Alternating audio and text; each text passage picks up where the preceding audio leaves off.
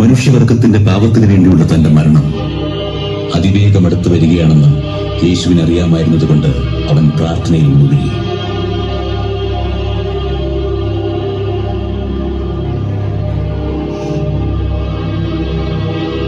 പിതാവേ, നിനക്ക് കഴിയുമെങ്കിൽ ഈ എന്നിൽ നിന്നും നീക്കണമേ. എങ്കിലും എന്റെ ഇഷ്ടമല്ല, നിന്റെ ഇഷ്ടം പോലെ ആകട്ടെ.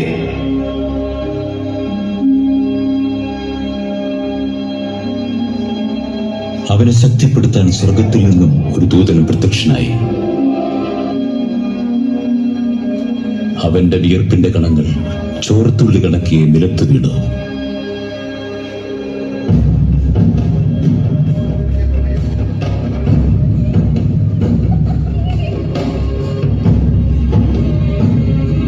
യൂദാ, നീ ചുംബനം കൊണ്ട് മനുഷ്യപുത്രനെ കാണിച്ചു കൊടുക്കുന്നത്?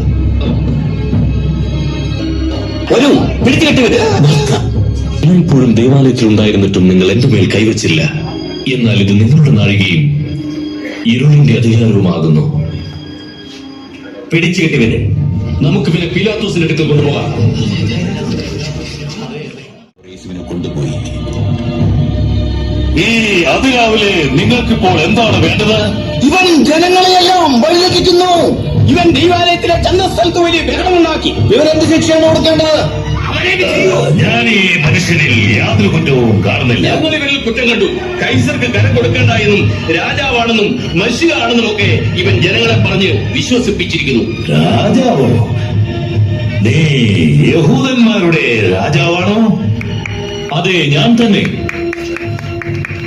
ഇവൻ ഗലീലയിലാണ് ആരംഭിച്ചത്, ഇപ്പോഴിതാ ഇവിടെയും വന്നിരിക്കുന്നു. ഗലീലയിലോ? എങ്കിൽ ഹെരോദാവ് അവനെ വിസ്തരിക്കട്ടെ. അവൻ ജെറുസലേമിൽ തന്നെ ഉണ്ടല്ലോ.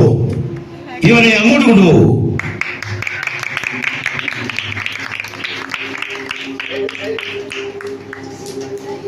നീ ആരെന്നാണ് പറയുന്നത്? നിന്റെ ശിഷ്യന്മാരെന്ന് പറയുന്നവരൊക്കെ ആരാണ്?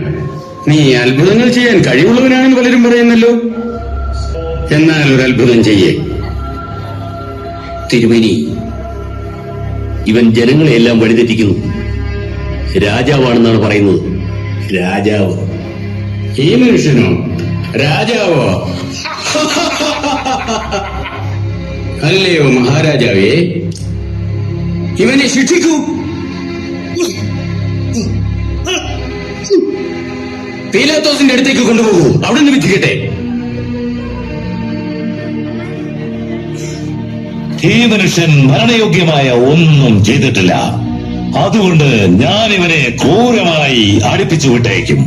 ഈ പ്രത്യേക ഉത്സവ സമയത്ത് നീ ഞങ്ങൾക്ക് ഒരുവനെ വിട്ടുതരുന്ന പതിവുണ്ടല്ലോ. ബറബ്ബാസിനെ ഞങ്ങൾക്ക് വിട്ടുതരിക. അതെ, ഇവനെ ഒടുക്കി കളയൂ. അതെ അതെ, ബറബ്ബാസിനെ ഞങ്ങൾക്ക് വിട്ടുതരിക.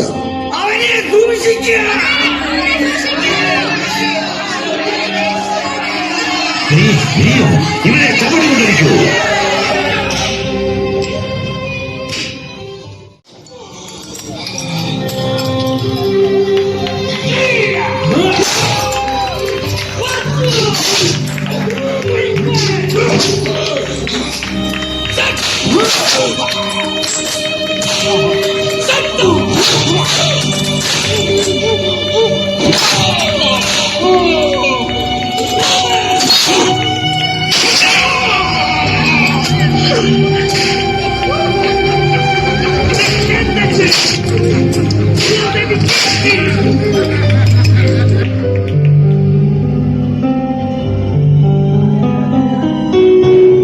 അത് 3 മണിക്കൂറോളം നീണ്ടുനിന്നു.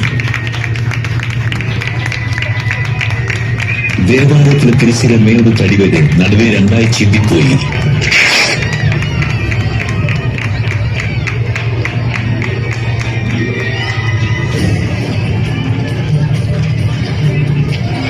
പിതാവേ,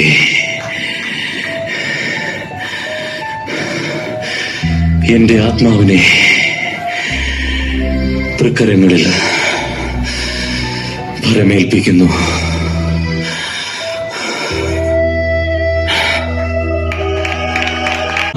അങ്ങനെ അവരെ സുഗന്ധവർഗവുമായി അവർ കല്ലറയ്ക്കലെത്തി.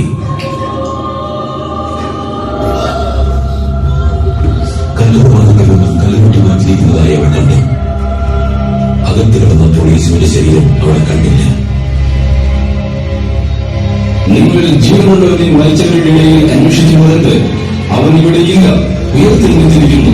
നിന്റെ ഗലീലയിൽ ഇരിക്കുമ്പോൾ തന്നെ അവൻ നിങ്ങളോട് മനുഷ്യപുത്രനെ പാപികളായ മനുഷ്യരുടെ കയ്യിൽ ഏൽപ്പിച്ച് വിശ്വസിക്കുകയും അവൻ 3-ാം നാൾ ഉയർത്തെഴുന്നേൽക്കുകയും വേണം എന്ന് പറഞ്ഞത് ഓർത്തുകൊള്ളുകയും.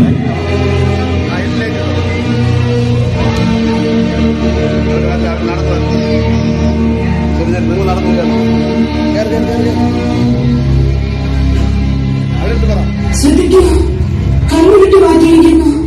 ഞങ്ങൾ കല്ലറയ്ക്കകത്ത് കയറി, പക്ഷെ കല്ലറയിൽ യേശുവിന്റെ ശരീരം കണ്ടില്ല. ശരീരം കാണുന്നില്ലെന്നു. രണ്ടുപേരും ഞങ്ങൾക്ക് പ്രത്യക്ഷപ്പെട്ടു. സൂര്യനെ പോലെ ചോദിക്കുന്ന ദൈവദൂതന്മാരായിരുന്നു. ഞങ്ങളോട് പറഞ്ഞു, നിങ്ങൾ ജീവനുള്ളവരെ മരിച്ചവരുടെ ഇടയിൽ അന്വേഷിക്കുന്നുണ്ട്. ഇത് സത്യം. ഞങ്ങളെ വിശ്വസിക്കൂ, വിശ്വസിക്കൂ. ഞങ്ങൾ അവരെ കണ്ടു. നിങ്ങൾ തന്നെ അവരെ കാണാൻ കല്ലറ ഒഴിഞ്ഞു. കർത്താവ് അവിടെയില്ല. പത്രോസേ, ഞങ്ങളെ വിശ്വസിക്കൂ. നിങ്ങൾ പരിഭ്രമിക്കുന്നത് എന്തിന്? നിങ്ങളുടെ മനസ്സിൽ സംശയമുണ്ടാകുന്നത് എന്തിന്? നോക്കൂ, എന്റെ കൈകാലുകൾ ഞാൻ തന്നെയാണെന്ന് അറിയുക. നിങ്ങൾ തൊട്ടു നോക്കുവിൻ. ക്രോധത്തിന് എനിക്കുള്ളതുപോലെ മാംസവും അസ്ഥിയുമില്ലല്ലോ. നിങ്ങളുടെ കൂടെ ആയിരുന്നപ്പോൾ ഞാൻ പറഞ്ഞത് ഇതേ കാര്യങ്ങൾ തന്നെയാണ്. മോശയുടെ ന്യായപ്രമാണത്തിലും പ്രവാചക പുസ്തകങ്ങളിലും സങ്കീർത്തനങ്ങളിലും എന്നെക്കുറിച്ച് എഴുതിയിരിക്കുന്നതൊക്കെ നിവൃത്തിയാകേണ്ടതാണ്. ഇങ്ങനെ എഴുതിയിരിക്കുന്നു: ക്രിസ്തു കഷ്ടം അനുഭവിക്കുകയും 3-ാം നാൾ ഉയർത്തെഴുന്നേൽക്കുകയും ചെയ്യും. അവന്റെ നാമത്തിൽ മാനസാന്തരവും പാപമോചനവും ആദ്യം യെരൂശലേമിലും പിന്നീട് സകല ജാതികളുടെ ഇടയിലും പ്രസംഗിക്കപ്പെടും. നിങ്ങൾ ഇതിനൊക്കെയും സാക്ഷികളാകുന്നു. എന്റെ പിതാവ് വാഗ്ദാനം ചെയ്തതിനെ ഞാൻ തന്നെ നിങ്ങളുടെ മേൽ അയക്കും. എന്നാൽ ഉയരത്തിൽ നിന്ന് ശക്തി ലഭിക്കുവോളം നിങ്ങൾ അതിനായി കാത്തിരിക്കണം.